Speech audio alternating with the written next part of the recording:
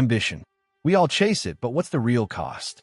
Tyler dedicated years of his life to his career, only to find his dream promotion entangled in a web of power and shocking demands. This isn't just a story about a job. It's about the heartbreaking choices we face when our desires clash with our integrity. Get ready to feel every twist and turn in this powerful, true gay story. I never anticipated that climbing the corporate ladder would come with such a steep cost until my boss, Gregory, made me an offer that changed everything. What followed left me questioning not just my career, but the very price of ambition and whether it was worth the sacrifice. It all began with a feeling of frustration that had been building for months, maybe even years, until it finally reached a breaking point. I had been at Ironclad Technologies for 3 years and thought by now I would have earned my shot as I was committed, dependable, and good at my job. Despite my best efforts, every promotion seemed to slip further out of reach. I had worked late countless nights, sacrificed weekends, and poured every ounce of my energy into this company. But no matter how many hours I dedicated or how many projects I handled flawlessly, the opportunities one was chasing always went to someone else. The people getting promoted were often less experienced than I was, but they had the connections or the ability to play the corporate game. They knew how to network, how to charm the right people, and how to position themselves to get noticed. I wasn't one of those people. I just believed that hard work and dedication should be enough. It was frustrating watching people who had been there for less time, who didn't have the same drive, sail right past me. I had been passed over for the Director of Client Relations role 3 times now, and each time felt like a punch to the gut. Every time a position came up, I was ready. I'd prepared meticulously, delivered my reports with precision, and handled clients with the care and professionalism I knew they deserved. But in the end, it was never me. It always went to someone else. I spent most of the year wondering what I was doing wrong. Maybe I wasn't cut out for the corporate game. I loved the work, there was no doubt about that. But the politics were something I struggled with. I wasn't the kind of person who could pretend to be someone else just to get ahead. Maybe that was my downfall. Then about a month ago, I heard whispers in the office that the senior director position was open again. I was used to hearing about it only after it was filled, but this time it felt like there was a shift. People were saying the position would be filled differently. I was determined that this time I wouldn't be left behind. I knew what I had to do, and I threw myself into my work even more, working longer hours, volunteering for every extra project I could find, going above and beyond to make sure no one could ignore my contributions. This time, I wasn't going to let anyone push me aside. I would show them that I was the right person for the job, no matter what it took.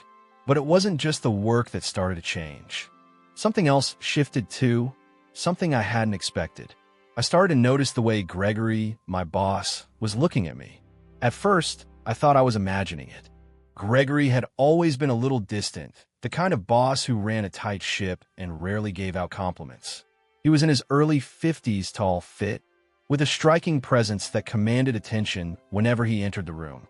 His dark hair was starting to turn silver at the temples, which only seemed to add to his authority. People around the office either feared him or admired him, and I was somewhere in between. But over the last few months, I couldn't help but notice that Gregory's attention had shifted to me. His gaze lingered longer than usual.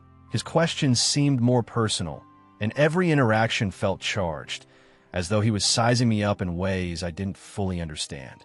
At first, I told myself I was reading too much into it, but as time went on, I couldn't ignore the feeling that something was happening, something had changed. Then one day, I received an email from him. Meet me in my office at 8:30 a.m. tomorrow. There's something important we need to discuss. I can't explain how I felt when I read that message.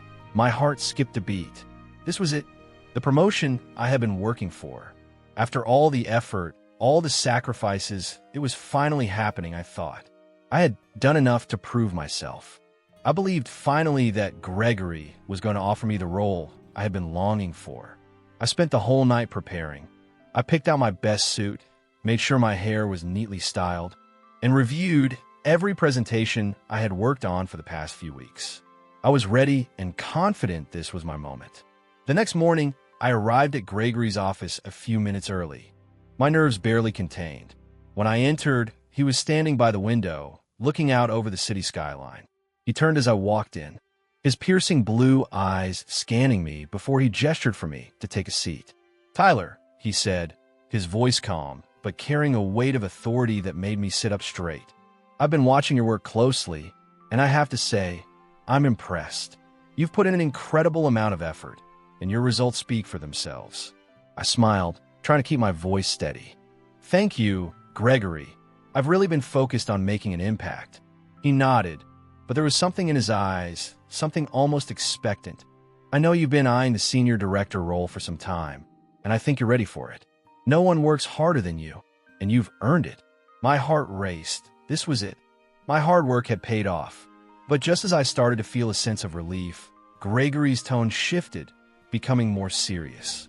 However, he continued, leaning forward slightly, his gaze unwavering. "There's something you need to understand. Getting ahead in this world, climbing the corporate ladder, it's not just about working hard.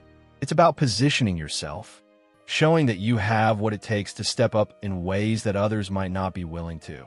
And while your dedication is clear, there's one final test." I blinked, not quite understanding. "Test?" Gregory's lips curled into a small, almost predatory smile. "I'm offering you the promotion.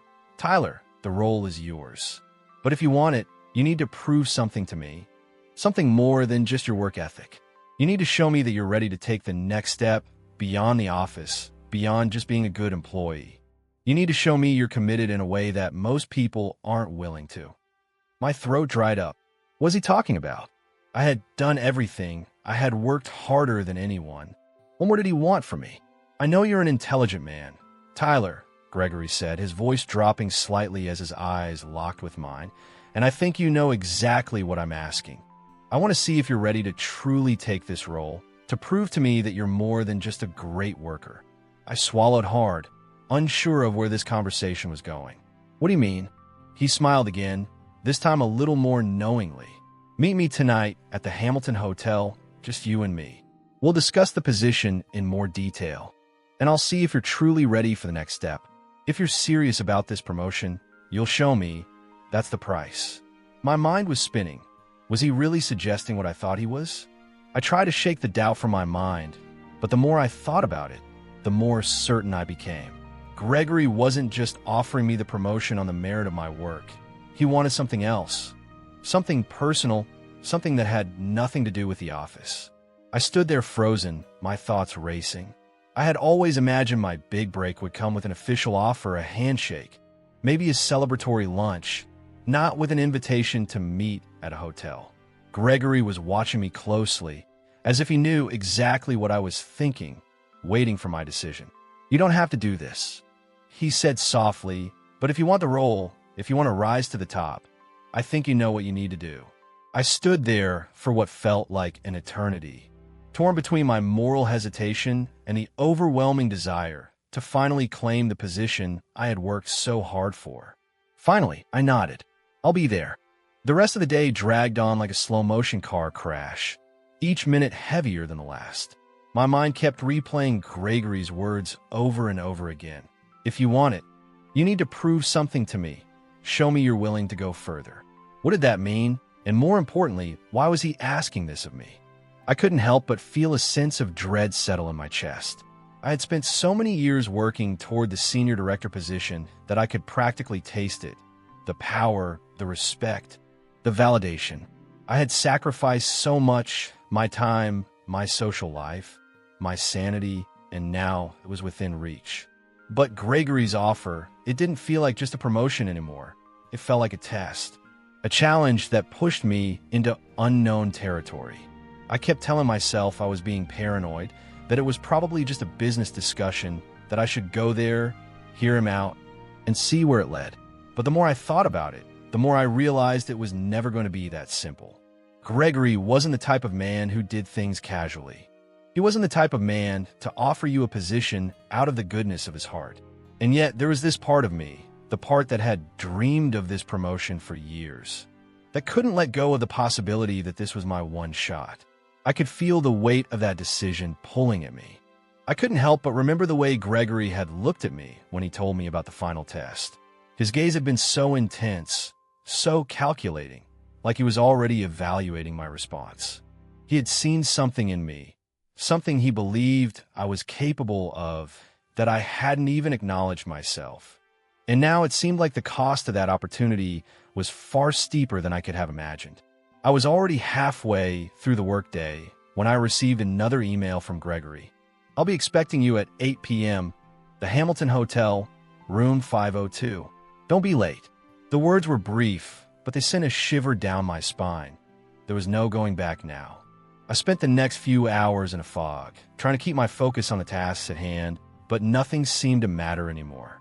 My thoughts kept returning to the hotel, to the uncertainty of what awaited me there.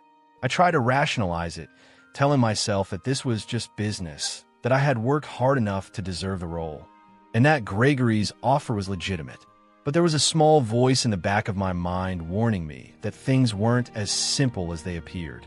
I couldn't escape the image of Gregory standing in his office, offering me the world with a smile that didn't quite reach his eyes. He wasn't the kind of man who made promises lightly. He was a man of power, a man who understood the cost of ambition, and now it seemed like I was about to pay the price for mine. When the workday finally ended, I found myself standing in front of my mirror, trying to appear calm and collected. I dressed in my finest suit, the one I wore to important meetings, the one that made me feel like I belonged. But tonight, it wasn't about business anymore. It was about something far more personal. I checked the time, 7:15 p.m., and I still had nearly an hour before I needed to leave. I grabbed my phone and stared at the screen, scrolling through the list of recent messages, but nothing felt real anymore. The world outside felt like it was moving in a blur, and I was the only one standing still. By 7:45, I was heading toward the Hamilton Hotel. The ride over felt like a blur. I tried to calm my nerves, try to reason with myself, but the closer I got to the hotel, the more the gravity of the situation sank in. What was I about to do? What kind of test was Gregory talking about? Was it truly about my qualifications? Or was it something else entirely? The hotel lobby was luxurious, as expected, with high ceilings, marble floors, and an air of sophistication that felt almost suffocating. I stood at the front desk, my hands clammy as I checked in. The clerk handed me a key card for room 502. My stomach twisted into knots as I took it, already imagining what lay behind that door. I took the elevator to the 5th floor and walked down the hallway. The moment I reached room 502, I hesitated. I could feel the weight of the decision pressing on me, the tension in the air like an electric current. I knocked. Gregory opened the door almost immediately, a slight smile tugging at the corner of his lips. His presence was imposing. He said, his voice smooth like honey, but there was an edge to it. "I'm glad you could make it." He stepped aside to let me in, and I entered the room, my heart pounding in my chest. The room was stunning. Everything about it screamed luxury. The velvet curtains, the king-size bed with crisp white sheets, the gleaming dark wood furniture, and the soft glow of the floor lamps that added an intimate ambience. On a table near the window, there were snacks, gourmet cheeses, fruits, chocolates, and 2 glasses of wine. It was almost too perfect. Gregory walked toward the table, his movements smooth, confident, as though he knew exactly what he was doing. He poured 2 glasses of wine, then turned to me. "Please," he said, handing me a glass. "Make yourself comfortable." I took the glass, but my fingers shook slightly as I held it. I hadn't expected this level of luxury, of intimacy. It felt wrong, out of place. But the words Gregory had said earlier kept echoing in my mind. "If you want it, you need to prove something to me." I felt like I had no choice but to go along with it. I had worked too hard, sacrificed too much to let something like this stand in my way. And yet, standing here in this lavish hotel room with Gregory, a part of me still questioned everything. Was I making a mistake? Gregory stepped closer, his presence filling the space between us. He reached out, his fingers brushing against my arm, sending a shiver down my spine. "I've been watching you, Tyler," he said, his voice lower now, more intimate. "You've got potential, you've got the drive, but it's not just about skill, is it? It's about more than that. It's about commitment, about going further than anyone else would, about doing what it takes to rise above. I swallowed hard, tried to ignore the heat rising in my cheeks. What do you mean? I asked. Though I already knew, Gregory didn't answer immediately. Instead, he placed his glass down and moved even closer, his eyes never leaving mine. There was a dangerous gleam in them now, something that made my heart race. "Tyler," he said softly, his hand gently cupping my chin, tilting my face upward. "If you want to earn that promotion, if you want the power, the respect, you have to be willing to step into new territory. I want to see if you're ready for it." His words hung in the air, heavy and pregnant with meaning. Before I could respond, he leaned in slowly, brushing his lips against mine in a kiss that took me by surprise. My body froze, caught between instinct and reason. For a moment, all I could think about was the promotion, the power I had worked so hard for. I reminded myself that this was the price, that this was what it took to get to the top. I had come this far. I couldn't turn back now. My body betrayed my mind as I allowed myself to respond to the kiss, my heart pounding as the room seemed to close in around me. I knew what was at stake, but I also knew that nothing would ever be the same again. The kiss lasted longer than I expected, longer than I was comfortable with. Gregory's lips pressed against mine with a force that felt both intimate and commanding, like he was taking ownership of something I had never considered belonging to him. My hands hovered at my sides, not knowing where to go, what to do. It felt wrong, but at the same time, it felt like I was trapped in a web I had woven myself, unable to escape. I pulled back, my heart racing, my breath shallow. My mind was a blur, spinning with the weight of everything I had just stepped into. "Tyler," Gregory murmured, his voice low and smooth, "you're a smart man. I know you understand why I did that. I need to know you're capable of making the tough choices, the ones that others wouldn't even consider." I swallowed hard, trying to steady myself. My fingers gripped the edge of the wine glass tightly, the cold glass a strange comfort in my hand. But the reality of the situation was sinking in, and the weight of my decision pressed down on me with each passing second. I had come here willingly, hoping for the promotion, but now the path I had chosen seemed darker than I could have imagined. "You want me to prove myself?" I said, the words tasting foreign in my mouth. Gregory smiled, though it wasn't a smile that reassured me. It was something far colder. "Yes, Tyler, prove yourself, not just as a worker, not just as someone who delivers results, but prove that you're willing to go beyond the surface, that you're capable of seeing the bigger picture. Do you understand what I'm saying?"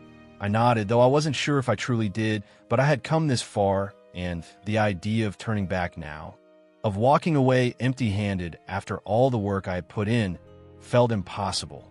The promotion, the position I had dreamed of, was within my grasp, but the cost was more than I had anticipated. I glanced around the room as if looking for some sign that I was making the right decision. The opulence of the hotel, the softness of the lighting, the rich colors of the furnishings, it all seemed to mock me now. This was not how I had imagined my promotion. This wasn't how I thought I'd reach the top. Gregory took a step closer, closing the distance between us, his gaze never wavering. "I know you've worked hard, Tyler. I've seen your dedication. But you need to prove you can be more than just a good employee. You need to prove you can be a man who gets what he wants, no matter the price." The word price stung the way he said it, like I was just another player in a game he controlled, sending a chill through me. I had come here for a career opportunity, but now it felt like I was being sold a dream, with the price tag being far more than I had ever expected. I wanted to ask him why this was necessary, why it had to be this way, but I knew the answer before I even opened my mouth. This was the way the game was played, and now I had to decide whether I was willing to play by his rules. His fingers brushed against my arm, and I flinched, startled by the intensity of his touch. He took the glass from my hand, setting it down on the table without breaking eye contact. "Are you ready to take the next step, Tyler?" Gregory's voice was a whisper, his breath warm against my skin. "Are you ready to claim what you deserve?" I stood there frozen, my mind reeling. Everything I had worked for, the late nights, the sacrifices, the endless hours of trying to be perfect had led me to this moment, this one defining choice, to accept Gregory's offer, to step into his world, or to walk away and risk losing everything. But was there a real choice? How many times had I been passed over for promotions in the past? How many years had I spent working for someone else's approval, always falling short? The system was rigged, and maybe this was the only way to play it, to play his game. I don't know. I muttered, my voice shaking. I didn't expect it to be like this. I thought it was just about the promotion. Gregory chuckled softly, his thumb brushing across my wrist in a way that made my pulse race. It is about the promotion, Tyler, but it's about so much more than that. Power is never just handed to you. It's taken, it's earned, in ways that most people can't understand. And to truly claim what's yours, you have to be willing to let go of the things that hold you back. I looked at him, unsure whether I was hearing him correctly or if I was just trying to justify my own fear. The thought of walking away, of losing everything, felt like a blow to my chest. But staying meant giving up something of myself that I wasn't sure I could get back. Gregory seemed to sense my hesitation, and his expression softened, though it was still tinged with something predatory. It's your choice, Tyler. No one is forcing you. But I'll be honest with you. I don't offer opportunities like this to just anyone. I've watched you, and I believe you're capable of more. The question is, are you willing to prove it? I could feel the weight of his gaze on me, studying me like I was a puzzle he was trying to solve. And in that moment, I realized something. He wasn't just offering me a promotion, he was offering me power, influence, a way to step into the world I had always wanted to be a part of, but had never known how to access. And for that, I was willing to pay the price. Okay, I said, the word coming out more breathlessly than I had intended. I'll do it. I'll prove myself. Gregory's smile widened, and for a moment, I thought I saw a flicker of something darker in his eyes. Good. I knew you'd understand. He reached out and touched my face again, this time with a more deliberate touch, as though savoring the moment. You've made the right choice. I didn't know what to expect next, but when he pulled me toward him again, this time his lips met mine with an intensity that left me breathless. My body reacted before my mind could catch up, my hands finding their way to his chest, gripping his suit jacket. I could feel the tension in his body, the way he was so sure of what he wanted, and in that moment, I realized just how far I was willing to go to get what I thought I deserved.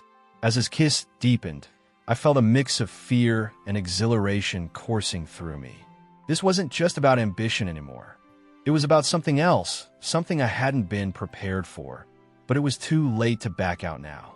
When we broke apart, Gregory's eyes locked onto mine, and there was something in his gaze, something almost triumphant, that sent a shiver down my spine. He didn't need to say anything more. I knew what he expected from me now. And as much as I wanted to run, as much as I wanted to scream that this wasn't what I had signed up for, I knew I had made my choice. I was in this now, and there was no turning back. Gregory stepped back, his hands still resting lightly on my shoulders as he gave me a look of approval. You're ready now, Tyler. The senior director position is yours. But remember, this is just the beginning. If you want to keep moving up, you'll need to continue proving yourself. The rules are simple. Take what you want when you want it. I nodded, my mind racing as I tried to process everything that had just happened. The promotion, the kiss, the power, all of it was suddenly within my reach, but it came with a price I hadn't anticipated. As I left the hotel room that night, my head was spinning. I had gotten what I came for, what I had worked for, but I couldn't shake the feeling that I had lost something in the process. What had I become, and what would I be willing to do next? The days after that night felt like I was walking through a fog. Each morning I woke up, my head heavy with the weight of what had happened. I had gotten the promotion. Finally, the senior director position was mine. The recognition, the respect, the validation I had spent years chasing now sat squarely in my lap. But at what cost? The following week at work felt surreal. I was walking through the same hallways, attending the same meetings, but everything had shifted. I had crossed a line, and I wasn't sure where it led. People began to look at me differently. It was subtle at first, the way some colleagues seemed to defer to me more, the way others avoided eye contact, but I knew what it meant. I was on the other side now. I had entered the world of power and influence, a world where ambition was currency and loyalty was bought. I had always been good at my job. I'd always put in the hours, worked through the late nights, pushed myself harder than anyone else. But now there was something different in the way I carried myself. The confidence was there, but it wasn't the confidence of someone who had earned their success through hard work and merit. No, this was the confidence of someone who had accepted the cost of ambition. I didn't know whether it made me proud or disgusted. The first day I sat in my new office, larger, more luxurious than anything I'd ever imagined, it felt like I'd stepped into a new world. The view from a window was breathtaking, the skyline stretching out before me in a way that made me feel like I owned the city. But beneath that feeling of triumph, I could still hear the whispers of doubt, the gnawing voice that asked me if I had sold my soul for this. Gregory had told me that I would be tested again, that the promotion wasn't the end, but the beginning of something much larger. I had thought he meant it figuratively, more challenges, more responsibility, but the truth was, I had no idea what kind of game he was playing or what he expected of me next. It wasn't long before he called me into his office. The summons came by email, terse, and to the point. Meet me at my office, 3 p.m. We need to discuss your progress.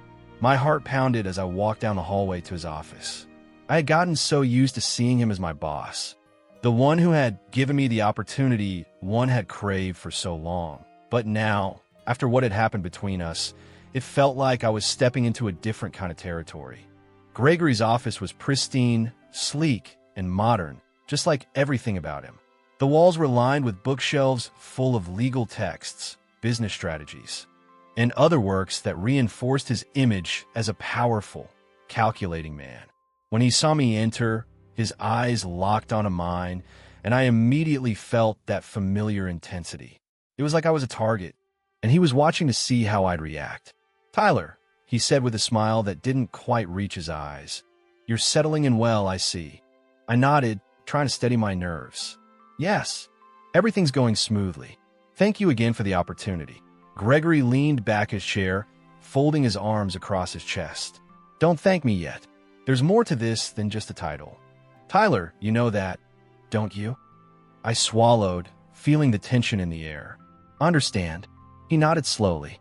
"Good, because this position comes with its own set of challenges. You've been handed power, but it's fragile. People will want to see if you're capable of holding on to it, if you can make the hard decisions. Some of those decisions will be difficult. You're going to have to decide who you trust, who you're willing to work with, and who needs to be eliminated from the equation."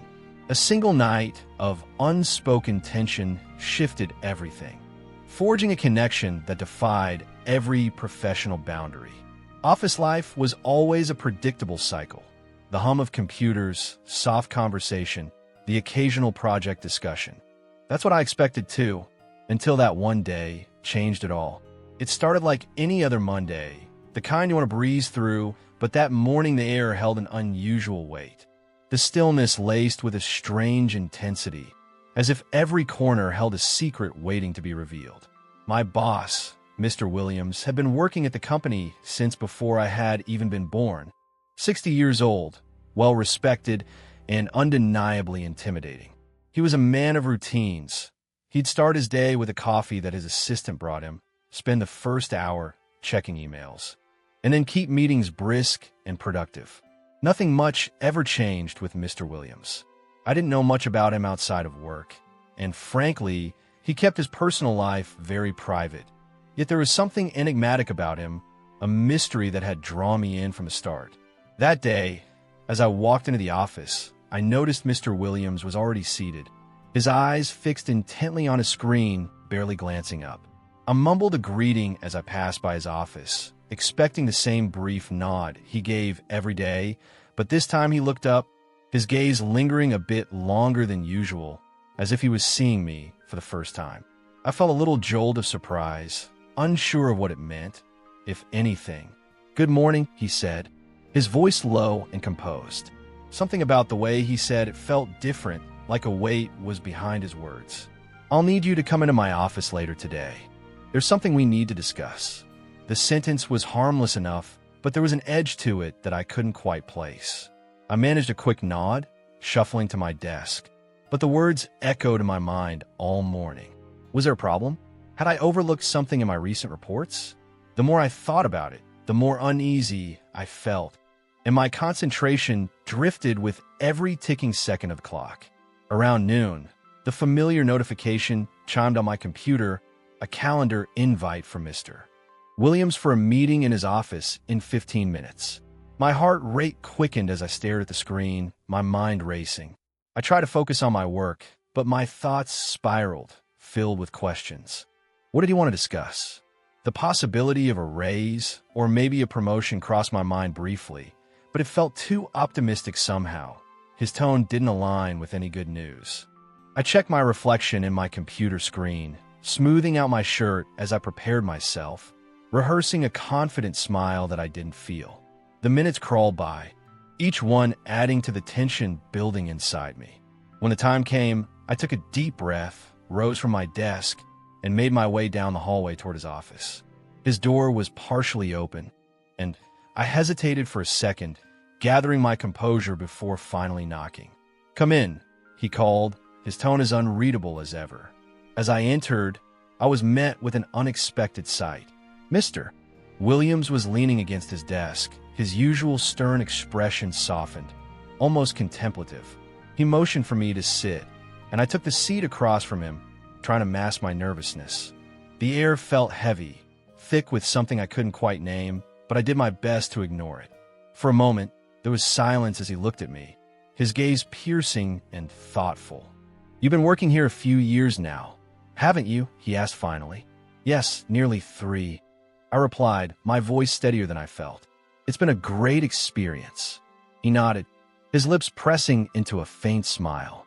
"You've done well, and I've noticed your hard work." His words were warm, but his eyes remained intense, searching. "Thank you, sir," I managed, unsure of where this was leading. But he didn't say anything right away, simply watching me as though he was weighing his words carefully. After a moment, he shifted, picking up a small folder from his desk and handing it to me. "Take a look at this," he said, his voice softer now, almost conspiratorial. I opened the folder, my eyes scanning over the contents. A series of files and data, all related to an upcoming project I had heard whispers about, but hadn't expected to be involved in. I looked up puzzled. "This project is important," he said. "We'll need someone reliable to handle it, someone I can trust." His gaze lingered on me, his expression unreadable. "I think you're the right person for the job." I blinked, taken aback by the sudden weight of responsibility.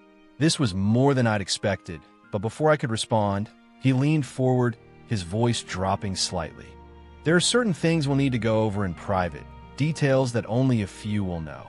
A rush of adrenaline shot through me as I processed his words. There was a thrill in the idea of being trusted with such a task, a sense of excitement. Yet mingled with that excitement was something else, a strange undercurrent I couldn't quite place. His words felt loaded, like there was more behind them than he was saying, but I couldn't afford to second-guess him now. "Yes, of course. I'm honored," I replied, managing a smile that I hoped looked genuine. A silence settled between us as he studied me, his expression almost softer now, his gaze still intense, but warmer somehow. It felt like a moment stretched too thin, too loaded, but I couldn't look away. Finally, he spoke again, his voice a bit quieter, almost personal. "I appreciate loyalty, dedication. It's not something you find easily," he said, his tone carrying an unexpected vulnerability. "I had to work my way up just like you.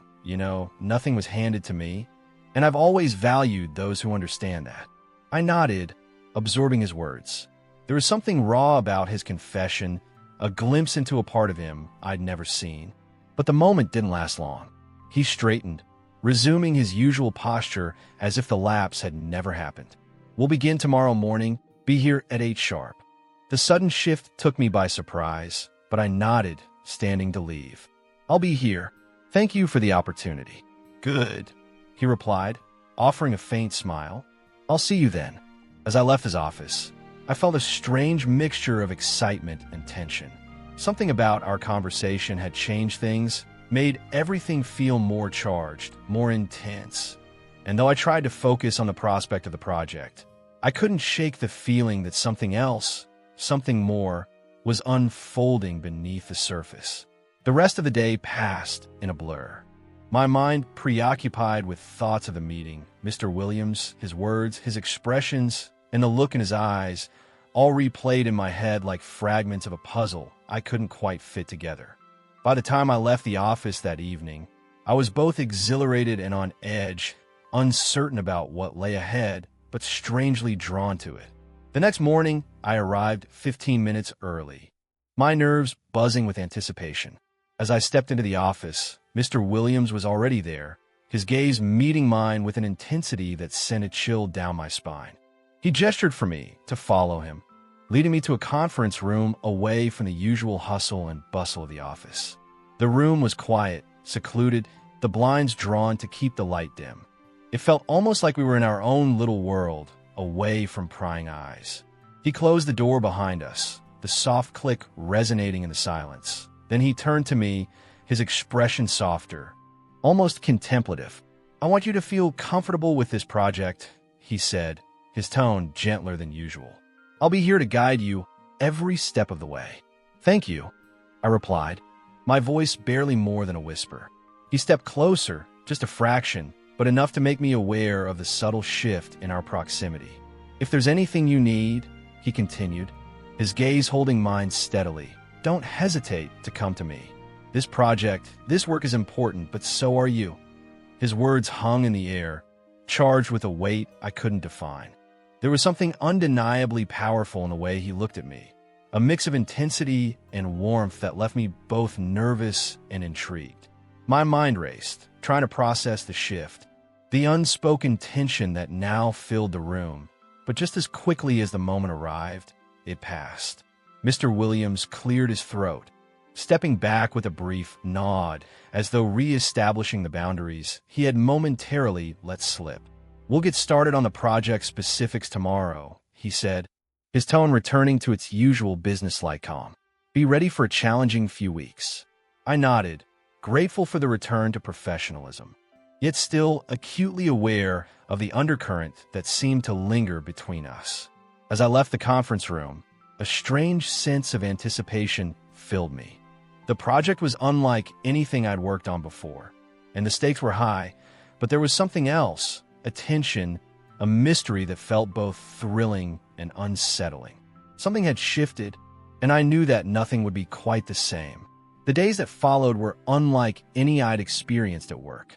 Every morning, I'd arrive a little earlier than usual, partly to keep up with the demanding project, and partly to steel myself for whatever new shift in atmosphere Mr. Williams might bring. He remained reserved, his professionalism untouched, but there was a subtle change, a sense of proximity that hadn't existed before. I felt as though an invisible thread linked us, something that made every conversation feel private, as if we were in on a secret that no one else knew. One Friday afternoon, he called me into his office again, and as I sat across from him, I noticed something in his expression, a hint of weariness perhaps. It was unusual to see any vulnerability on his face, and for a moment, I felt a strange urge to break the barrier of formality that usually separated us. "Long week," I ventured, my voice soft, testing the waters.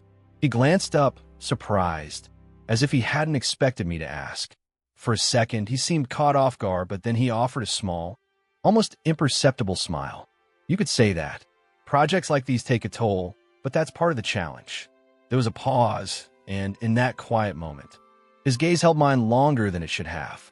I felt a sudden warmth in my chest, a pulse of something unfamiliar but undeniably present. Breaking eye contact, I glanced at the papers on his desk, trying to refocus. "I'll make sure everything is prepared for Monday," I said, hoping the slight tremor in my voice didn't betray the tension building inside me.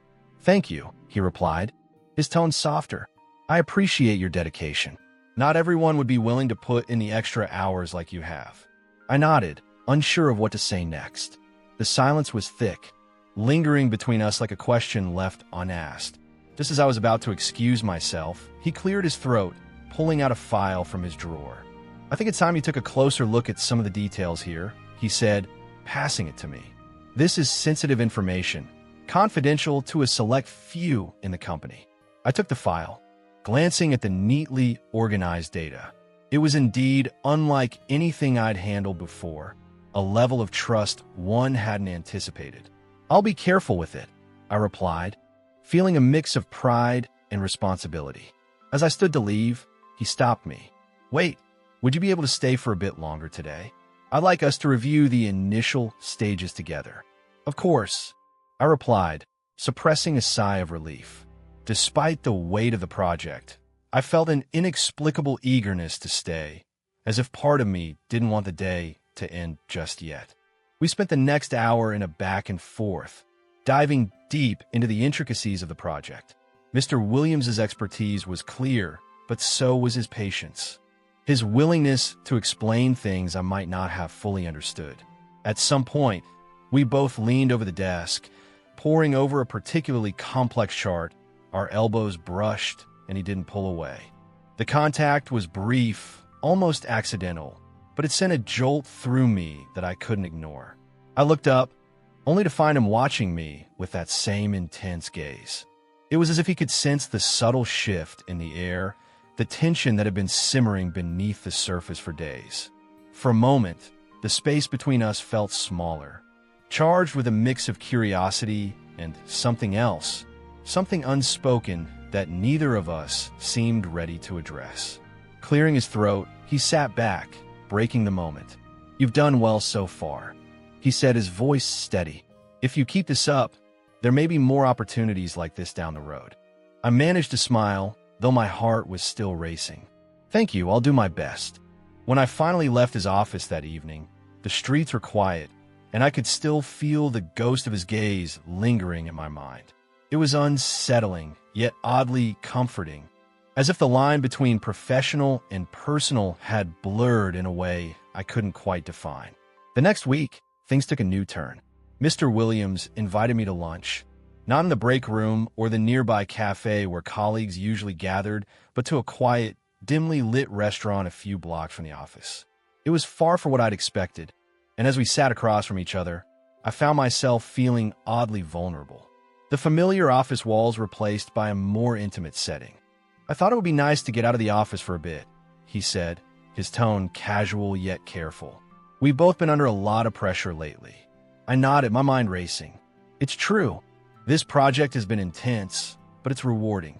I appreciate the chance to work on something so challenging." He leaned forward, resting his arms on the table. It's rare to find that kind of commitment these days. Most people want the rewards without the effort. There was something in the way he said it, a hint of admiration perhaps. The conversation drifted, moving away from work and touching on personal anecdotes, things I'd never expected him to share. Stories of his early days in the industry, his travels, his struggles to balance work with a semblance of a social life. It was strange hearing these things from someone who'd always seemed so composed, so untouchable. And as he spoke, I realized I was seeing a different side of him, a side that was just as real but far less guarded. I found myself drawn in, hanging on to his every word, fascinated by the complexity beneath his usually stern exterior. Just as we were finishing, he glanced at his watch. "We should head back soon," he said, his voice dropping to a near whisper. "But I want to say I value the trust you've shown in this project. It means a lot." There was again that subtle shift in tone, the way his eyes seemed to linger. My heart skipped a beat, but I quickly gathered my things, offering a polite smile. "Thank you, Mr. Williams. I feel lucky to be part of it." The walk back was quiet, almost reflective. I felt a strange sense of clarity, as though some invisible line had been crossed, and I couldn't quite place how I felt about it. Over the next few days, I became hyper-aware of his presence. The way his gaze would linger just a second too long, the occasional brush of his hand as we passed documents between us. One evening, as we were wrapping up in the office, he surprised me by offering to give me a ride home. It was late, and the offer was more than reasonable, but I hesitated, unsure of what accepting it might imply. "It's no trouble," he said, his tone casual. "I'd feel better knowing you got home safely after all the extra hours." The ride was quiet at first, both of us seemingly lost in our thoughts, but halfway through, he broke the silence. "Have you ever thought about where you want to go in this field?" he asked, his voice thoughtful. "Not just the immediate future, but long-term." The question caught me off guard, but I appreciated the sentiment. "I suppose I like to move up, maybe take on a role that involves more strategic planning, but honestly, I'm still figuring things out." He nodded, glancing at me briefly before turning his eyes back to the road. "You have potential," he said. "Sometimes it's just a matter of recognizing it." There was an intensity to his words, a certainty that made me feel strangely self-assured, as though he saw something in me that I hadn't yet realized.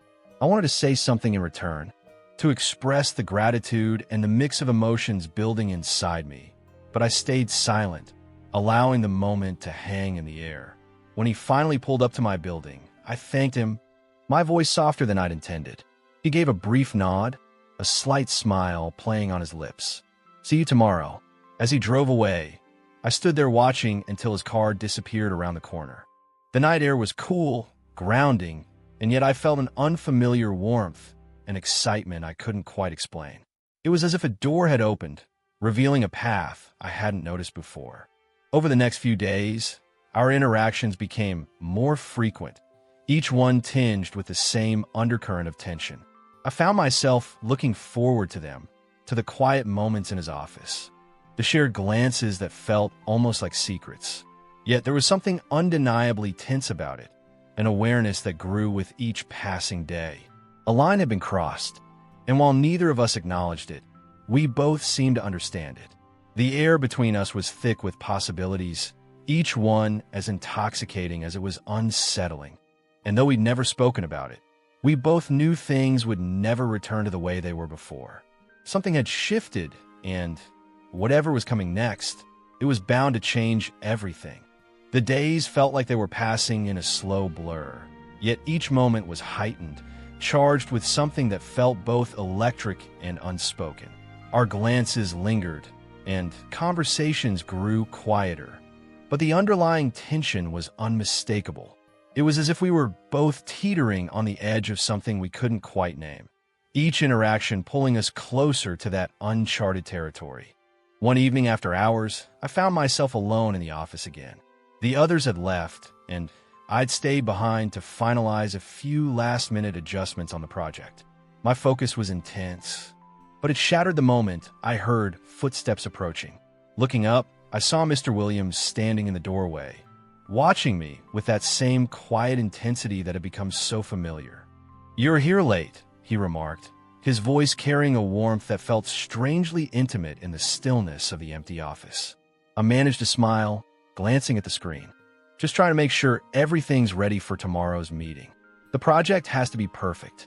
He nodded, stepping inside and closing the door behind him. The soft click of the door made my heart race, though I couldn't say why. The silence wrapped around us, thick and heavy, and as he walked over to my desk, I felt a shiver of anticipation. "I wanted to thank you for all the work you've put into this," he said, his voice low. He stopped beside me, so close I could feel the faint warmth radiating from him. It's not often you find someone so dedicated. I looked up, and our eyes met, his gaze soft but unwavering. "Thank you. It's been a lot of work, but I've enjoyed it," I replied, my voice faltering slightly under his stare. There was an unspoken understanding between us, a quiet acknowledgement of the closeness that had slowly grown. He reached out, almost absently, to adjust a document on the desk, his hand brushing against mine. The contact was brief, accidental, but sent a spark through me. I looked at him, caught off guard by the surge of warmth, and found him watching me closely, his gaze intense and searching. "You've done more than enough for tonight," he murmured, his voice barely above a whisper. "It's late. Let me give you a ride home." There was a softness in his tone, a sense of care I hadn't expected. I nodded, my pulse quickening, and we left the office together. The quiet hum of the elevator, the only sound as we descended to the parking garage. The silence between us was palpable, thick with an anticipation that neither of us dared to break. When we reached his car, I hesitated for a moment, glancing at him. He opened the door for me, his gaze lingering, and as I slid into the passenger seat, I couldn't shake the feeling that something was shifting between us, an invisible boundary slowly dissolving. The ride was quiet at first, both of us seemingly lost in our thoughts. But as we approached my building, he slowed the car, pulling over to the side of the road. He turned off the engine, and for a moment we sat there in silence, the street lights casting a soft glow across his face. "Thank you," I said finally, my voice soft, breaking the silence, "for the ride and everything." He looked at me, his expression unreadable. "It's my pleasure," he replied, his voice equally quiet. There was a pause, and I could feel the weight of his gaze on me, a warmth that seemed to draw me in, pulling me closer in a way I couldn't quite resist. Without thinking, I leaned in, closing the small distance between us. I stopped just inches away, suddenly aware of the quiet intimacy of the moment, of how close we were. I could feel his breath, warm and steady, and for a moment, the world seemed to fall away, leaving only the two of us in that confined space. Our eyes met, and he reached out, his hand gently brushing my cheek. His touch was light, almost hesitant, as if he were testing the boundaries, searching for permission in my gaze. I didn't pull back. Instead, I found myself leaning into his touch, feeling a strange sense of comfort in his closeness. He bridged the gap, lips whispering against mine. The tentative kiss ignited a spark, our hearts racing in unison. His hand cradled my neck, drawing me near. Surprise and excitement swirled. Tenderness and warmth enveloped me. Reassuring and familiar, we'd both been waiting unknowingly. The world dissolved. Our synchronized breathing was the only sound. Time stretched, each moment eternal. Our bodies swayed together, lost in the embrace, hearts beating as one. Every second our connection deepened. In his loving grasp, I found solace. Our love unfolded. When we finally pulled back, I found myself looking at him, caught between disbelief and exhilaration. He held my gaze, his expression softer, a hint of vulnerability in his eyes that I'd never seen before. "This feels right," he murmured, almost as if he were reassuring himself. I nodded, unable to find the words to describe the emotions swirling inside me. Everything felt surreal, yet undeniably real, and as we sat there in the quiet of the car, it was as if a barrier had finally fallen away, leaving only the truth of what we both felt. He reached out, his hand slipping into mine, and I felt a warmth spread through me, a sense of belonging I hadn't expected. We sat there in silence, our fingers intertwined, the simplicity of the gesture somehow grounding, reassuring. But then he released my hand, his expression shifting as he took a deep breath. "We need to be careful," he said, his voice barely a whisper. "This can't interfere with work." I nodded, understanding the weight of his words. The project, the office, our professional roles, there was so much at stake. But as I looked at him, the warmth in his gaze, the unspoken promise in his touch, I felt a quiet certainty that this was worth the risk. The following days were a delicate dance, a balance between our professional responsibilities and the quiet, unspoken connection we shared. We were careful, exchanging only brief glances and subtle touches, but each one felt more charged, more meaningful, a reminder of the closeness we'd found. Our moments were stolen, hidden between meetings and late evenings, but each one carried a weight, a sense of intimacy that words couldn't capture. It was as if we'd found a secret language, a way to communicate without speaking, to share a connection that was both thrilling and fragile. One evening, as we worked late in the conference room, he reached out, his hand brushing against mine under the table. The touch was fleeting, but it sent a shiver down my spine, a reminder of everything we'd shared in that quiet car ride, and everything we still had yet to explore. And in that moment, I knew that whatever challenges lay ahead, whatever risks we might face, This was something I didn't want to let go of. The boundaries we'd crossed, the closeness we'd found, it was all too real, too meaningful to ignore. We'd found something rare, something hidden in the quiet spaces between words and glances. And as I looked at him, I felt a sense of hope, a belief that maybe, just maybe, this could be the start of something more. The following weeks passed in a blur, each day filled with a new layer of quiet moments and careful glances that only we understood. It was as if we'd created a world of our own, a hidden space within the office walls, where every look, every touch held meaning. Though unspoken, there was a rhythm to the way we moved around each other, a dance that balanced on a fine line between the familiar and the forbidden. But the closer we grew, the harder it became to keep up the facade of normalcy. I felt it whenever we were alone in his office, the way his hand would linger just a moment too long on my shoulder, or the way his gaze would soften when he thought no one was watching. And every time I left his office, I was left with an ache, a longing for something more, something beyond the constraints of office walls and closed doors. One evening, after the rest of the office had cleared out, I lingered behind to finish a report. The silence was comforting, but the faint sound of footsteps approaching made my pulse quicken. I didn't need to look up to know it was him. I could feel his presence, the way it filled the room, making the air feel charged, alive. Still here, his voice was soft, warm in the quiet. Just finishing up, I smiled, setting my pen down and glancing up at him. He walked over, stopping just beside my desk, his expression thoughtful. "You work too hard," he murmured, his gaze holding mine. "Coming from you, that's quite a compliment," I replied, a playful tone slipping into my voice. He chuckled, the sound low and rich, and for a moment, it felt as though the walls around us had faded, leaving just the two of us in this small, quiet world we'd created. Then, with a soft sigh, he leaned in, his hand reaching out to gently cup my face, his thumb tracing a line along my cheek. "It's strange," he said softly, his voice carrying a weight I couldn't quite name. "I never expected to feel this way."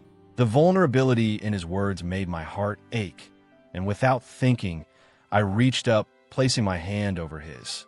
"Neither did I whispered. For a moment, we stood there, wrapped in the silence, each of us caught in the gravity of the other's gaze. And then, as if drawn by a force beyond either of our control, he leaned down, his lips meeting mine in a gentle, lingering kiss. It was soft, filled with a tenderness that seemed to hold all the words we hadn't dared to speak aloud. When we finally broke apart, he rested his forehead against mine, his eyes closed, his breath mingling with mine. It was a simple moment, but it felt like everything, a promise, a confession, a question. "Let's get out of here," he murmured, his voice barely above a whisper. Without another word, we gathered our things, slipping out of the office and into the quiet streets outside. The night air was cool, grounding, and as we walked side by side, I felt an unfamiliar sense of freedom, as if I'd left a part of myself back in that office, a part that no longer belonged to me. We found ourselves in a small cafe, tucked away in a quiet corner, shielded from the eyes of anyone who might recognize us. The conversation was soft, filled with laughter and stories. And as we talked, I felt the last remnants of tension melting away. For the first time in a long time, we weren't colleagues or even acquaintances. We were just two people sharing a moment that felt entirely our own. "Tell me something," I asked, my voice soft as I looked across the table at him. "What made you stay so late in the office tonight?" He hesitated, his expression turning thoughtful. "Honestly," he said finally, his gaze meeting mine, "I wanted to see you." The simplicity of his words took my breath away, and I felt a warmth spread through me, a quiet joy that settled deep in my chest. It was strange, the way he made me feel, grounded yet exhilarated, as if every moment was something worth holding on to. As the night wore on, we eventually found ourselves back at my building, standing at the entrance in the dim glow of the streetlights. There was a comfortable silence between us, a shared understanding that needed no words. "This feels different," I said finally, my voice barely above a whisper. He He nodded, his expression softening. It does. He reached out his hand, finding mine, his touch warm and reassuring. It feels like something worth exploring. I looked up at him, searching his face for any hint of doubt. But all I saw was sincerity, a quiet resolve that matched the fluttering in my own chest. I squeezed his hand, feeling a rush of certainty, as though everything that had led up to this moment had been building to something more. "Let's take it one day at a time," he said, his tone gentle. "We don't have to figure everything out tonight."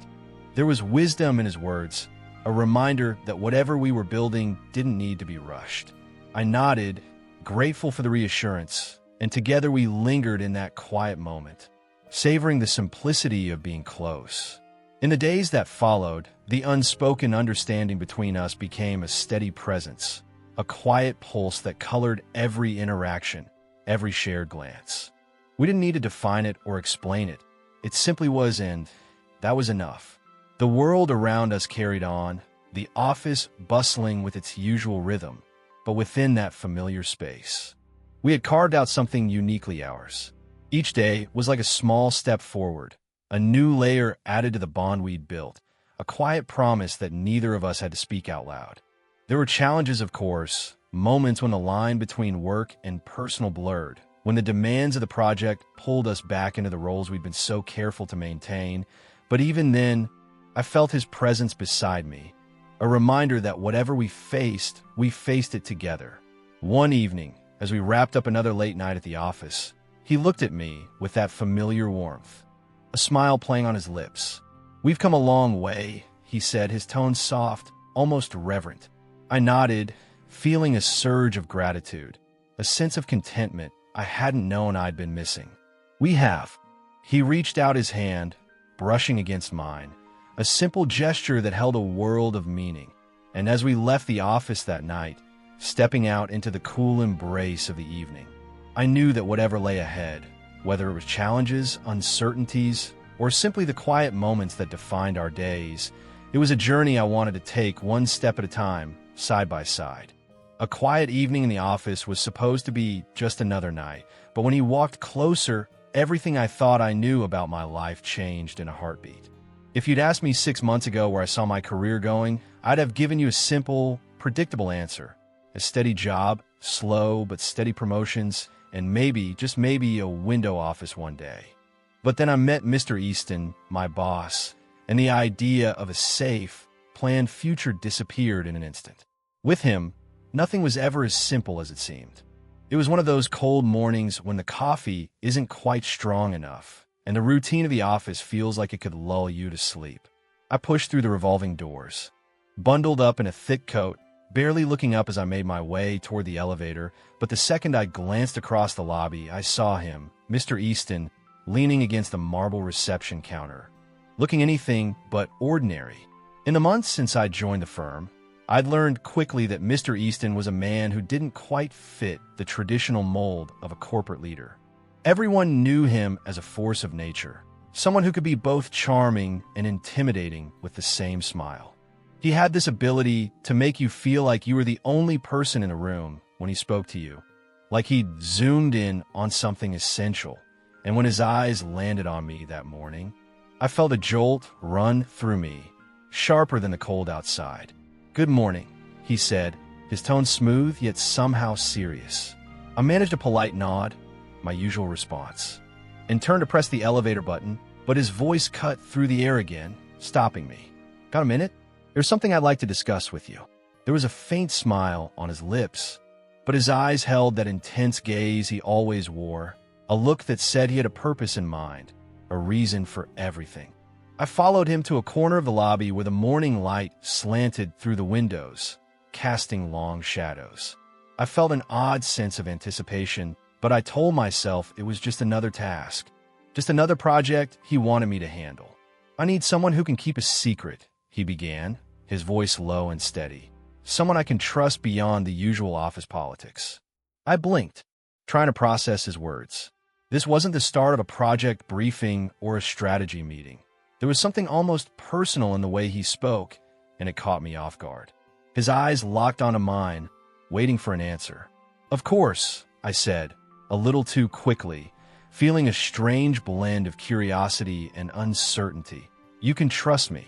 He smiled, but there was something almost unreadable in it, something that made me feel like he was testing me, as though he was seeing if I'd break under the weight of his gaze. "Good. I had a feeling about you." And with that, he turned and walked away, leaving me standing in the lobby, my mind whirling with questions. It was an unusual start to the day, and for the rest of the morning, his words lingered in the back of my mind. I tried to shake them off, throwing myself into work, but the feeling wouldn't go away.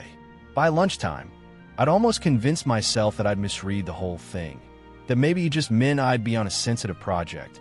But when I returned to my desk, there was a new email from him waiting in my inbox. No subject line, just a single sentence that made my pulse quicken. "Meet me in the cafe across the street after work." I stared at the message, feeling a strange blend of nerves and curiosity. Meeting him outside of work hours was unusual to say the least, but I knew I couldn't refuse.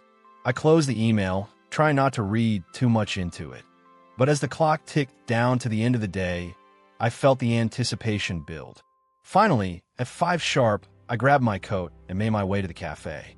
It was one of those old-fashioned places with dim lighting and warm wooden interiors, a cozy spot that didn't quite match the modern, high-tech office environment we worked in. I spotted him immediately, seated at a small table in the corner, a coffee in hand, his gaze fixed on the street outside. As I approached, he looked up, his eyes softening just slightly. He gestured to the seat across from him, and I slid into it, feeling a bit out of place, almost like I was intruding on a private moment.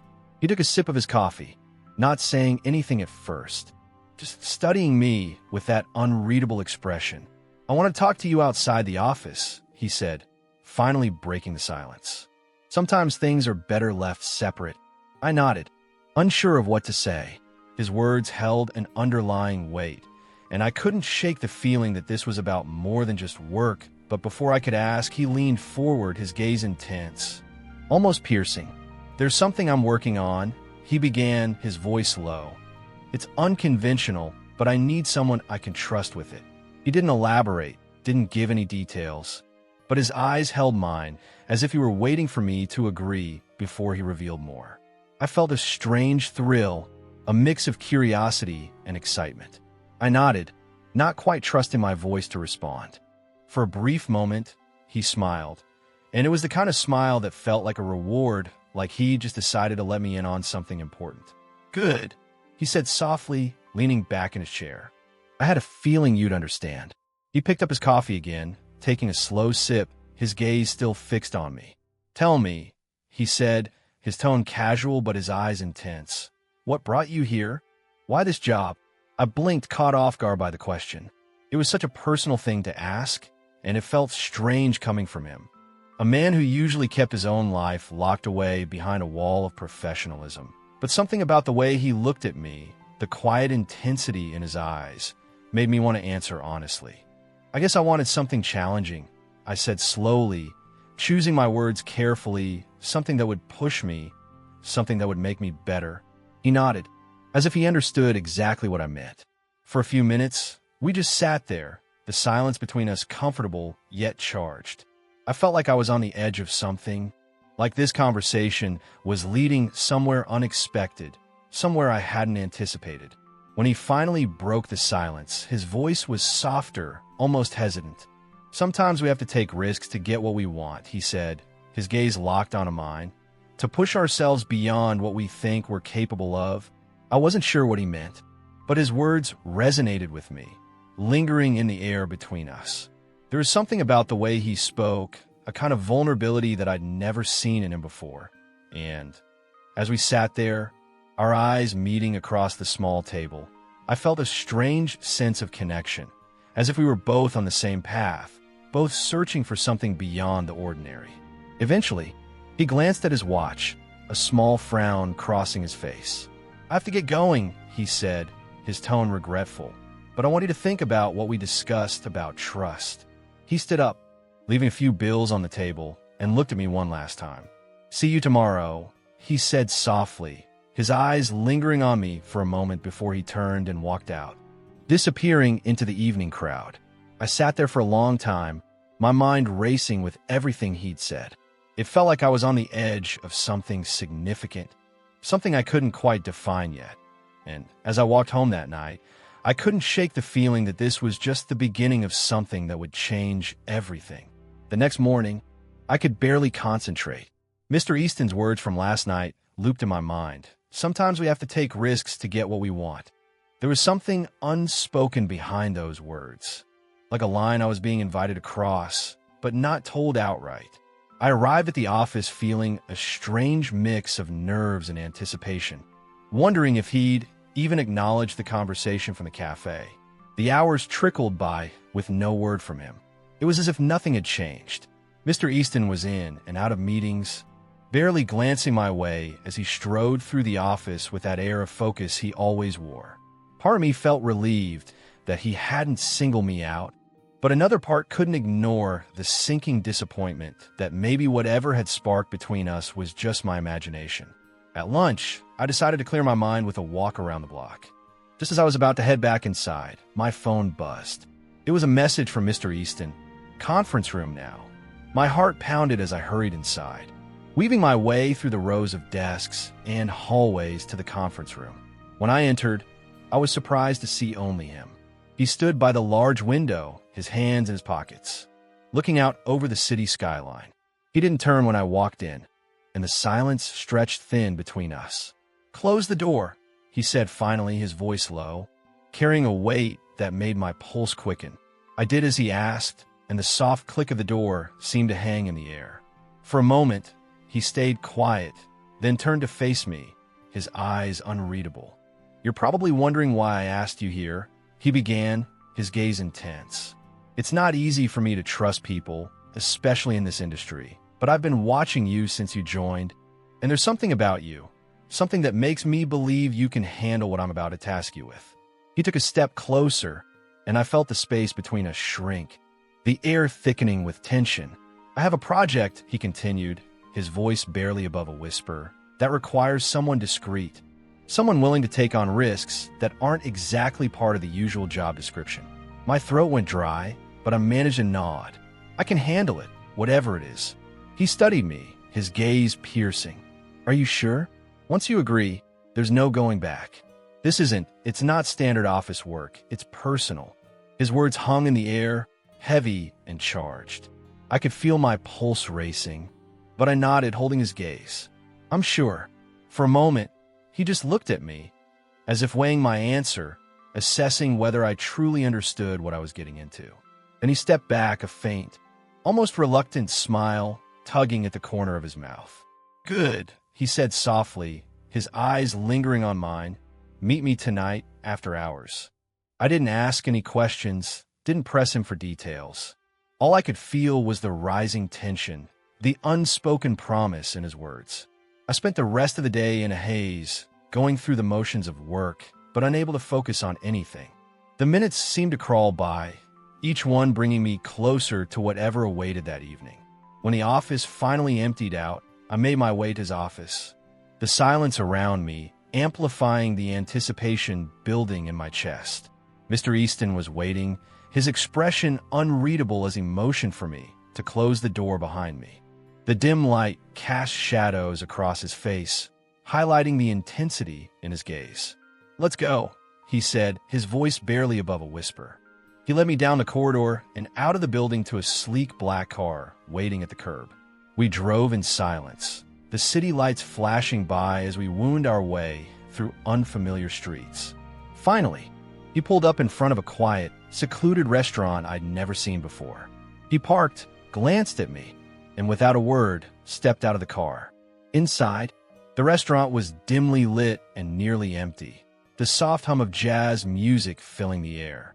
Mr. Easton led me to a private booth at the back, far from the few other patrons scattered throughout the space. He ordered us drinks, and for a while we sat in silence, the tension between us palpable, like a current crackling just beneath the surface. Finally, he leaned forward, his gaze intense. "I need someone I can trust with this project, but it goes beyond trust. I need someone committed, someone who can keep this separate from everything else, from work, from other distractions. I swallowed, feeling the weight of his words. There was a hesitation in his eyes, a flicker of something unguarded that I hadn't seen before. I could feel my pulse pounding in my ears, the silence between us stretching, charged with an intensity that neither of us seemed willing to break. "Understand," I said quietly, holding his gaze. "I can do that." His eyes softened just for a moment, and he nodded. "Good. Then let's drink to it," he said, raising his glass. We clinked glasses, and as we drank, the atmosphere shifted, growing warmer, more intimate. The tension that had been simmering all day seemed to settle into something deeper, something neither of us could ignore. I could feel his gaze on me, lingering, searching, as if he were waiting for me to make the first move. After the drinks, he walked me out, the cool night air a sharp contrast to the warmth inside. For a moment, we stood there in silence, the city lights casting shadows around us. Then, without warning, he reached out, his hand brushing against mine, and I felt a spark, a jolt of electricity that made my breath catch. He didn't say anything, didn't move any closer, just looked at me with that intense gaze that seemed to strip away every layer, leaving me feeling raw, exposed. And in that moment, I realized there was no going back. We'd crossed an invisible line, and nothing would ever be the same.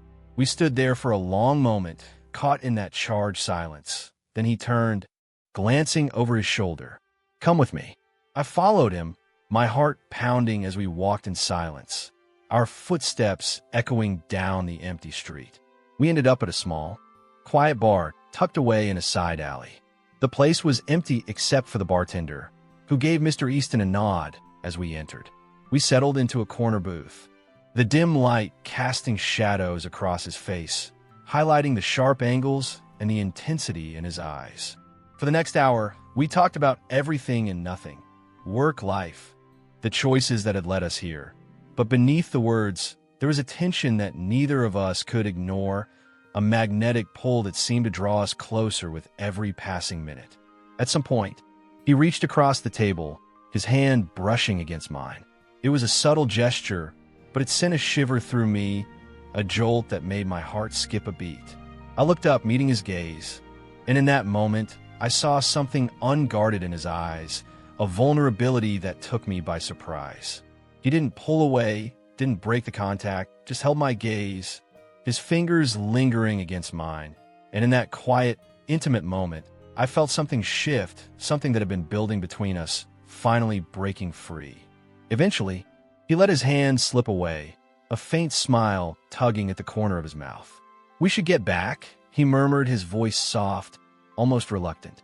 We walked back in silence, the city lights casting long shadows around us. When we reached my apartment building, he paused, looking at me with that same intense gaze that had haunted me all day. "Think about what we discussed," he said quietly, his voice barely above a whisper. "And let me know if you're ready to take this on. All of it." I nodded, my heart pounding as I watched him turn and walk away, his figure disappearing into the shadows. I stood there for a long time, my mind racing with everything that happened, the unspoken promise hanging heavy in the air. That night, I lay awake, replaying every moment, every look, every touch, feeling the weight of it settle over me like a shroud. I knew that I'd crossed a line, that whatever came next would change everything. But despite the risks, the uncertainty, I couldn't shake the feeling that I was ready to take on whatever this was, whatever lay beyond that unspoken line we'd crossed. And as the first light of dawn crept through my window, I made my decision. The days following that night were filled with an unspoken tension I couldn't shake. I couldn't shake the feeling that something was happening between Mr. Easton and me, something that went beyond the usual professional boundaries. Every glance, every word seemed to carry an underlying meaning that neither of us was willing to fully acknowledge. But I knew it was building, and sooner or later, it would spill over into something we couldn't ignore. I hadn't responded to his request. Part of me wanted to jump into whatever he had planned, but another part hesitated.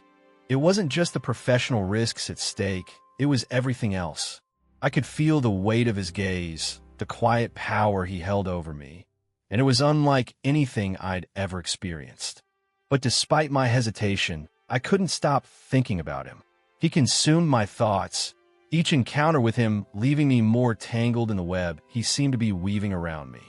The nights were the hardest, when the silence would settle in, and all I could do was replay the way his hand had brushed against mine, the way his voice had dropped to that low, intimate tone when he told me about the project.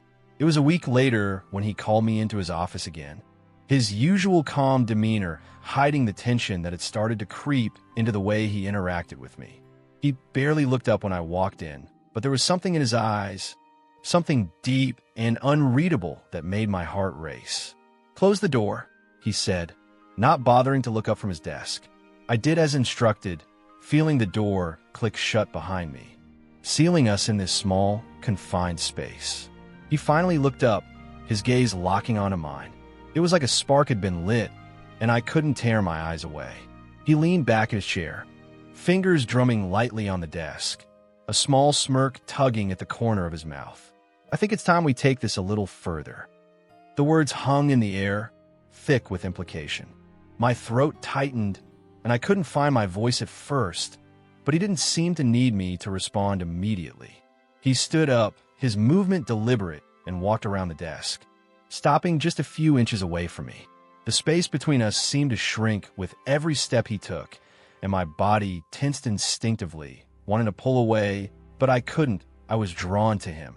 "Do you trust me?" he asked, his voice low and surprisingly soft, almost as if he were testing the waters. I swallowed hard, my chest tightening. Yes, I trust you."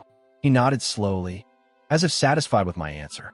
There was a long pause where the world outside seemed to fade away. The only thing that mattered was the heavy silence in the room, the electric pull that seemed to hang between us, making it impossible to ignore. Without another word, his hand reached out, brushing a strand of hair away from my face.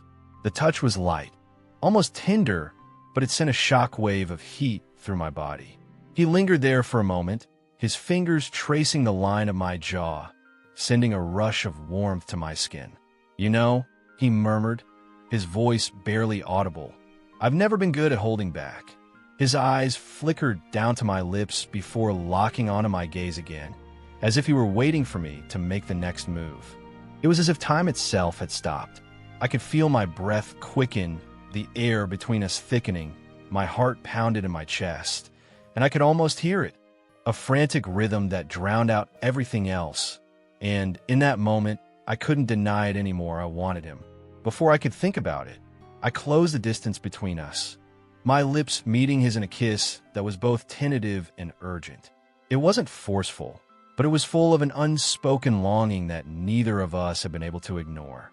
He responded almost immediately, his hand sliding to the back of my neck, pulling me closer, deepening the kiss. There was no going back now.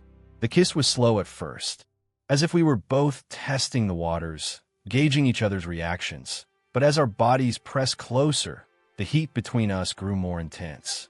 His fingers threaded into my hair, tugging me closer, and I felt his breath quicken against my skin. I had never felt so alive, so exposed, yet so completely connected to someone at the same time. I broke the kiss for a moment, my forehead resting against his. "Are you sure about this?" I whispered, my voice shaky. He didn't answer at first, just looked at me with that steady gaze, as if he were searching for something deep within my soul. Then, without a word, he kissed me again, this time with more urgency, as if he couldn't resist the gravitational pull between us. His lips were insistent, his hands roaming to my waist, pulling me even closer until our bodies were entwined, our hearts beating in perfect sync. We can't control the force between us, I thought, as our bodies met, wrapping each other in a warm embrace. His hands cradled my face, and I felt the heat of his touch radiate through every cell.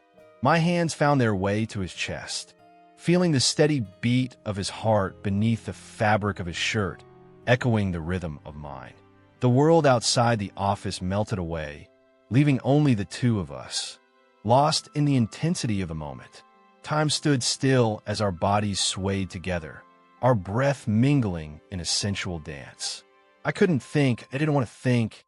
All I wanted was to surrender to the sensation of his body pressed against mine, to let go of everything else and just be in this moment.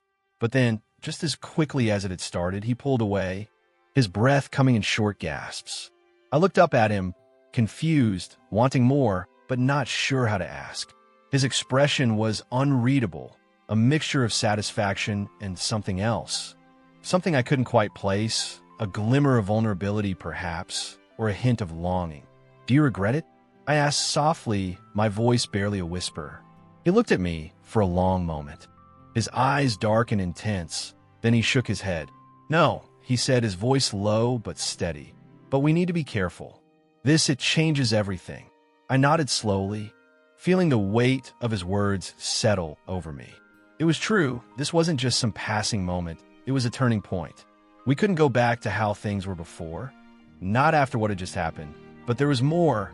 Something in the way he looked at me, something in his touch told me that this wasn't over. It was only the beginning of whatever this was between us. "I'll see you tomorrow," he said quietly, his voice softer than before, and with that he stepped back, leaving me standing there in the office, breathless, unsure of what the next step would be, but knowing deep down that I couldn't walk away from this. As I made my way back to my desk, I tried to compose myself, my heart still pounding in my chest. What had just happened? What had we started? I didn't know, but I couldn't deny the pull I felt toward him, the magnetic connection that seemed to have been building since the first moment we met. And as I sat down, trying to focus on the work in front of me, I realized that nothing would ever be the same again. The line between professional and personal had blurred beyond recognition, and I wasn't sure where this would lead, but I knew one thing for certain: I was in too deep to turn back now. The days that followed were a whirlwind, and for the first time in my life, I felt like I was on the edge of something I couldn't control. It wasn't just about the project anymore. It wasn't just about work. There was something deeper between Mr. Easton and me now. Something raw and unspoken that neither of us was willing to address head on. We had crossed a line, but neither of us had any clear idea of where we were headed. Each day felt like a balance between professionalism and the undeniable tension simmering just beneath the surface. At work, nothing had changed outwardly. We both kept up the facade of business as usual, yet every word, every glance between us seemed to carry an unspoken weight.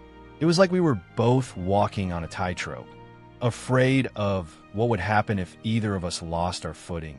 But then there were moments when our eyes would meet across the room, and it felt like everything else disappeared.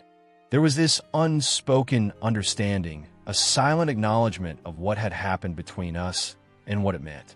It wasn't something either of us could say out loud. Not yet, but it was there, lurking in the quiet spaces between us. The week following that night felt like a test. Mr. Easton began pulling me into more meetings, giving me more responsibility. He wasn't exactly subtle about his intentions, but he never crossed a line in public. There were moments, though, moments when his gaze would linger a little too long, when his touch would seem just a little too intentional, and every time, I found myself drawn to him, unable to resist. But there were also moments when things felt distant. He would retreat back into his professional mask, keeping a careful distance, as if reminding both of us that we couldn't let this affect our work. It left me questioning everything. One night, nearly 2 weeks after our first kiss, Mr. Easton called me into his office once again. I was ready for another late-night discussion about the project, or so I thought. But when I walked in, the usual professional energy between us was gone. He was sitting at his desk, a glass of whiskey in his hand, and his face was more serious than I'd ever seen it. "I need you to understand something," he said, his voice steady, but there was an underlying tension there. "This isn't just about the project anymore." My heart skipped a beat, and I stepped forward, trying to keep my expression neutral. "What do you mean?" I asked, my voice barely above a whisper.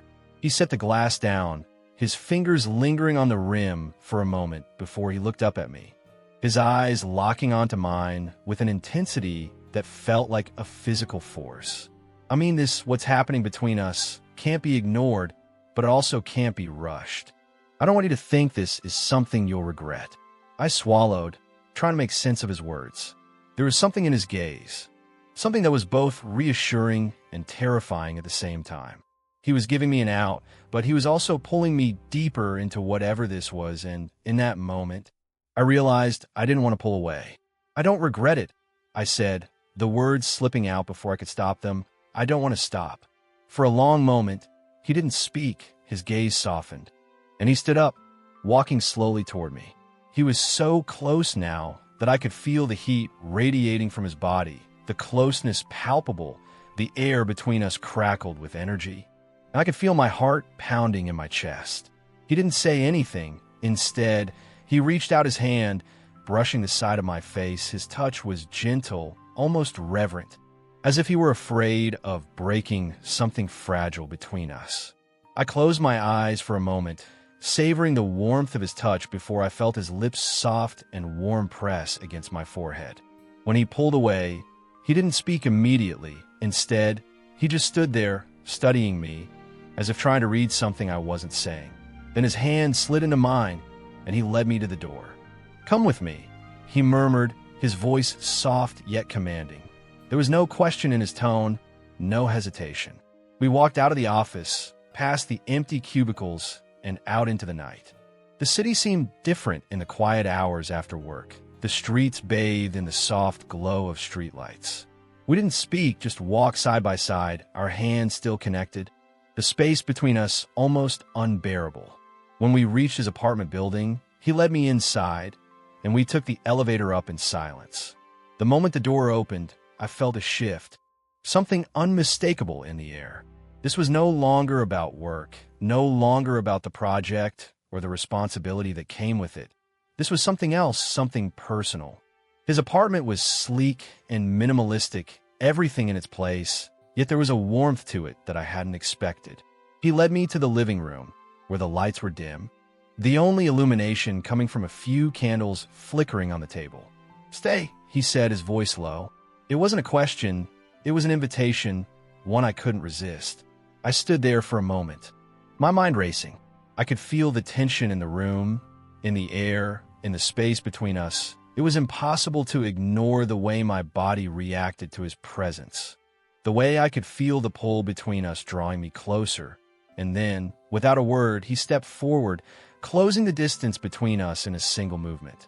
His hands cupped my face, and this time there was no hesitation, no distance. His lips met mine with a kiss that was slow, deliberate, and deep. It wasn't a frantic, desperate kiss from the office. This was different.